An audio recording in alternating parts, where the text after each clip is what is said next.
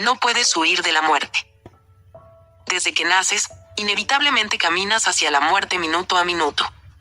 Puede que este comienzo no sea muy optimista, pero si miras a tu alrededor, no es ninguna novedad. La muerte está presente en todas partes. Está en las películas de terror, en los libros de detectives y en los titulares de las noticias. Puede que no le prestes mucha atención, pero te golpeará más fuerte cuando pierdas a un ser querido. El apego emocional dividirá tu vida en un antes y un después, y te hará cuestionarte todo lo que conocías. Curiosamente, si hablas del tema con otras personas, lo más probable es que encuentres cierta resistencia. La mayoría suelen sentirse incómodas con la muerte, prefieren escapar a enfrentarse a ella. Pero, ¿de dónde viene este miedo? ¿Por qué la sociedad busca tan desesperadamente crear un enigma en torno a la muerte? ¿No sería más fácil afrontar el duelo si conociéramos más sobre lo que le ocurre a un cadáver? Un gran interés por la muerte no es un defecto ni una rareza, sino un deseo natural de saber más sobre la etapa final de la vida. Existe una categoría de personas que lidian con la muerte a diario. No oirás hablar de ellas cuando veas las noticias sobre horripilantes asesinatos o el trágico fallecimiento de un político famoso. Se trata de directores de funerarias, trabajadores de tanatorios, verdugos y científicos. Detrás de sus profesiones se esconden mentes y corazones humanos. ¿Cómo afrontan la siniestra presencia de la muerte? ¿Y puede su percepción cambiar tu forma de ver la pérdida de la vida? Es hora de que lo averigües. Punto clave 2. Cómo la muerte impulsa la medicina.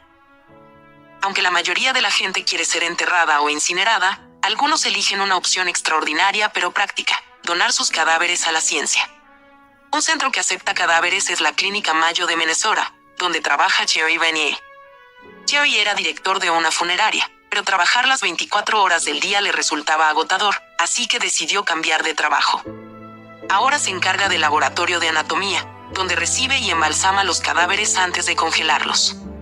Tras unos 3 meses en frío, están listos para recibir a los estudiantes de medicina para sus investigaciones. Donar tu cuerpo a la ciencia requiere mucho valor. La Clínica Mayo no acepta todos los cadáveres. Estos deben estar anatómicamente intactos, ya que ayuda a los estudiantes a ver dónde se encuentran los órganos y cómo están conectados. Curiosamente, la mayoría de los cuerpos donados son de personas mayores. Los jóvenes suelen morir por causas inusuales, lo que hace que los suyos no sean adecuados. ¿Por qué es tan importante la donación de cuerpos? La medicina en su forma actual no habría podido existir sin médicos que disecaran cadáveres. Los científicos ansiaban tanto saber qué ocurría en el interior de los seres humanos que se olvidaron de cualquier principio moral por el bien de la ciencia. Al principio, utilizaban los cadáveres de criminales que les entregaban las autoridades. Más tarde, la disección se convirtió en una forma de castigo legal. Pero el problema persistía: no había suficientes cuerpos para que cirujanos y científicos los estudiaran. Por eso recurrieron a procesos menos agradables, como desenterrar a los muertos de sus tumbas, lo que se generalizó en el siglo XVIII. Ahora ya sabes lo que inspiró el libro Frankenstein, de Mary Shelley. Por supuesto, el secuestro de cadáveres tenía que terminar. El Estado ofreció a los científicos otra opción que consistía en tomar cadáveres de prisiones y asilos. Hoy en día, la mayoría de los países de Europa y Norteamérica tienen 2 fuentes: los donados y los no reclamados, que quedan en hospitales y cárceles. ¿Qué opina Jerry sobre trabajar con muertos? ¿Es algo que le afecta? Te sorprenderá saber que se siente bastante cómodo con su trabajo. Intenta tratar a los cadáveres como si estuvieran vivos. Se ocupa de sus historiales médicos y no revela ninguna información sobre sus pacientes. Además, darse cuenta de que la gente donó voluntariamente sus cuerpos para un gran fin hace que ese trabajo sea menos desgastante a nivel emocional para él. Punto clave 3. Dentro de la cabeza de un verdugo. En 2017, en Arkansas ocurrió un caso interesante. Las autoridades anunciaron que tenían que ejecutar a 8 personas en 11 días. Aunque este estado de Estados Unidos era conocido por sus penas de muerte, este rápido ritmo no tenía precedentes. Varios verdugos retirados decidieron escribir una carta al gobernador, diciendo que un trabajo así pasaría factura mental a quienes lo llevaran a cabo. Sorprendentemente, uno de los verdugos, Jerry Givens, firmó la carta con su nombre. Somos los supervivientes de una época definida por la muerte. Para acomodar a este huésped recién visible, tendremos que reubicar el mobiliario de nuestras mentes. Haley Campbell. ¿Por qué este nombre es tan importante?, te preguntarás. Bueno, el cargo de verdugo entraña cierto estigma en la sociedad, ya que no son las personas que atienden a los muertos, son las que provocan la muerte de los demás. Si retrocedemos en el tiempo, los verdugos eran marginados en la sociedad. Todo el mundo los evitaba en lugares públicos y restaurantes. Vivían separados de los demás ciudadanos e incluso eran enterrados en una zona alejada. Esta reputación poco envidiable sigue persiguiendo a los verdugos modernos. Hasta pueden recibir amenazas de muerte o, peor aún, ser atacados, por lo que permanecen en el anonimato. Jerry se incorporó al personal del Corredor de la Muerte del estado de Virginia cuando solo tenía 24 años.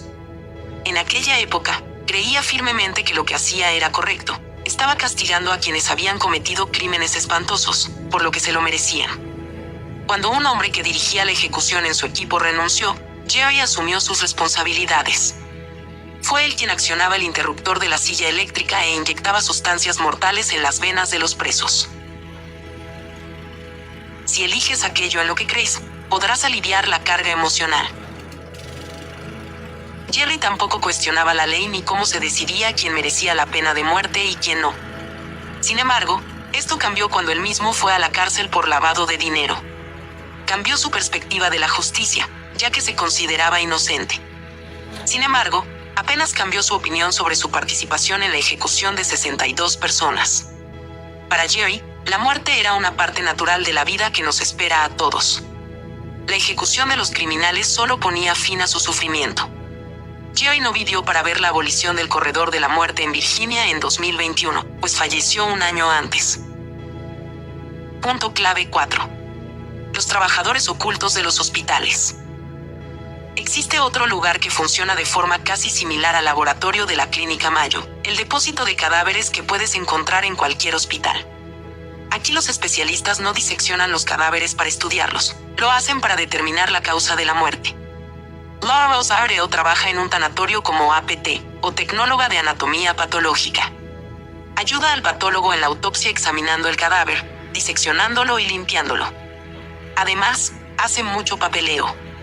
Lara dice que a veces se despierta por la noche de una pesadilla en la que un cadáver empieza a caminar. Sin embargo, no es el zombie lo que la asusta, sino la cantidad de papeles que tendría que rellenar en el caso de un cadáver desaparecido. El problema de los trabajadores de los tanatorios es que a veces se sienten invisibles. Los medios de comunicación rara vez destacan su trabajo debido al impulso común de ocultar lo relacionado con la muerte. Incluso en el entorno hospitalario pasan desapercibidos. En realidad, los trabajadores de los tanatorios realizan una gran labor. Estudian el cadáver para determinar lo que ha ocurrido y son los primeros en identificar a los muertos. Como parte de su trabajo, Lara tiene que hacer cosas que nadie hace con un cuerpo cuando está vivo, como doblarle los brazos y las piernas o levantarlo muy alto.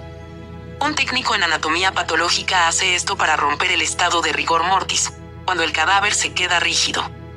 Para Lara, manipular el cuerpo de esta forma le resulta extraño, como si le diera miedo hacer daño a los muertos. Otra cosa que conmueve es la cantidad de muertes maternas con las que se encuentra. Lo que más le indigna es la rapidez con la que la sociedad cambia su perspectiva sobre las mujeres. Cuando están embarazadas, son protegidas y elogiadas. Pero, una vez que tienen el bebé, deben hacer frente a la presión psicológica y a las responsabilidades. Si a esto añadimos los problemas económicos y la desigualdad, muchas madres corren el riesgo de morir. Como técnica en anatomía patológica, Lara aprendió una lección inestimable. Aparte de detectar distintas patologías en el interior de los cuerpos, se dio cuenta de que muchas personas mueren solas. No hay nadie que venga a despedirse de ellas. Esto le dio sentido a su vida. Ella quiere tener a alguien a su lado cuando fallezca, alguien que la visite y la recuerde. Tu recuerdo no vive en tu cuerpo, sino en el corazón de los demás. Punto clave 5. Cuando la muerte es sobrecogedora. ¿Alguna vez te has preguntado cómo se gestiona la muerte a gran escala? Cuando se produce una enorme catástrofe natural o se estrella un avión, ¿quién se hace cargo de las consecuencias?